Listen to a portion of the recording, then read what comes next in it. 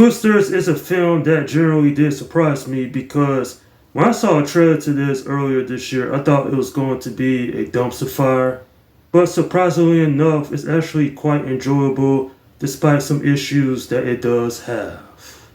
Well, a Twister sequel that really didn't need to happen, but here we are. I have to say I had my doubts going into this because I thought it was going to be a waste of my time. But interesting enough, there is some quality entertainment here, even if this movie had its underwhelming moments at times. The lack of true character development is apparent, but then again, the original film didn't have that either. Plus, I thought the story was pretty weak here, and sure, in the original, it wasn't great, but at least the story in the original movie stood out more to me. I don't know what it is. Maybe it's because a Twister sequel should have happened over 2 decades ago. That way, it would have been a continuation of the characters that we had met in the original movie.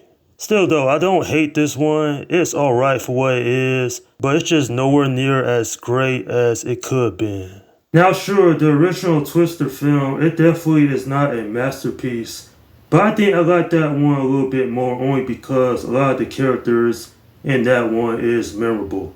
That's not to say the characters here are awful. In fact, everybody is pretty interesting. Daisy Edgar Jones, I did like her character.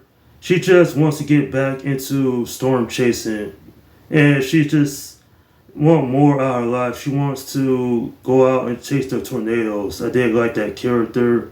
And then there was Glenn Powell playing Tyler. You know, the thing is, this character, he is a stereotype.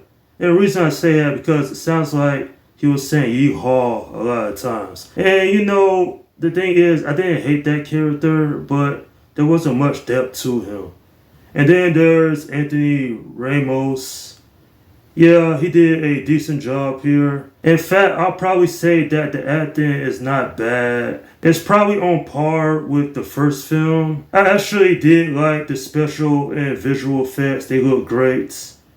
The choice to shoot this film in 35mm was actually pretty interesting because that is a dying format. And a lot of movies don't even use that nowadays because everything's gone digital. But I did like how this film was nicely put together from that aspect. There are some things I enjoyed here, some things I was annoyed by, which I'm not going to get into because of spoilers, but for the most part, this one is alright. And at the end of the day, while this film isn't perfect, it's not outright horrible either. If anything, if you're thinking about checking this out, I would recommend it because it does provide some quality entertainment, even though I thought this film could end up being better than what it turned out to be. I'm giving this film a 6 out of 10.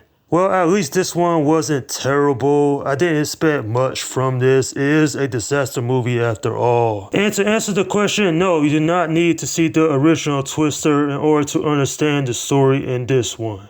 Nothing more for me to say about this film. It's okay, but I still wish it ended up being something more. And that's my review of Twisters. Alright, leave your comments down below in the section and let me know what you think about this movie if you have seen it. Okay, this is Slum Guy 172 saying peace out.